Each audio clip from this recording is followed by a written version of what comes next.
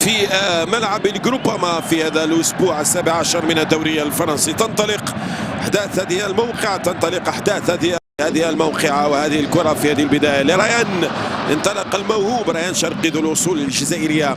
ريان حاضر وعائد إلى فريقه. دياو السنغالي كرة لريان مع ألكسندر لاكازيت عرضية وإلى ركنية أولى في المباراة الذي يقوده باسكال غاسيا المدرب الفرنسي. خطأ، تدخل قوي وحكم المباراة ستيفاني وأمامهما ريان شرقي الذي يتولى تنفيذ هذا الخطأ وكرة بالرأس تحولت إلى ركنية واحد مقارنة باللقاء السابق. دخول مع ريان شرقي مهارات وقدرات وجودة رائعة لفتى مبدع في وسط ميدان فريق أولمبيك ليوني. تمكن من السيطرة على الكرة. مانديش ينزل لريان شرقي بلمسة جميلة لكن تياغو مانديش.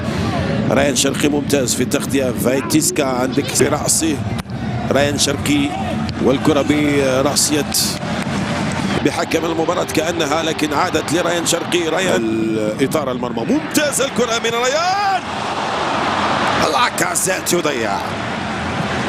لاكازيت يهدر فرصة بكرة رائعة من دون طبعا المهارات الفردية. مثل هكذا لمسة، مثل هكذا كرة، مثل هكذا هدف الأول. لا لا لا لا, لا. خلطت يعني كرات ريان من موضع مثالي. يهرب ريان والحارس يتدخل. هنا هل كان هناك تسلل؟ نعم. بعده يأتي نونت 14 مباراة انتهت أشواطها الأولى دون أن يتمكن فيها من التسجيل. يجب سحبه ومازولين ممتازة في العمق الهجومي. الهدف لا شرقي الآن. ريان خطأ. نعم تستمر الأمور. كليرمون فوت في كأس فرنسا سوف يلعب جزاء المباراة المقبلة لليون على ملعبه أمام ستراسبورغ. لا ليغ لورون بلون. ريان شرقي. ريان 1-2. كليرمون فوت. ريان شرقي يرسلها داخل منطقة الجزاء.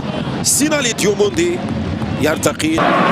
حسام عوار ورومان فايفر الثنائي اللي أصولهم جزائرية أيضا مع موسى. رومان فايفر حاول أن يتحرك.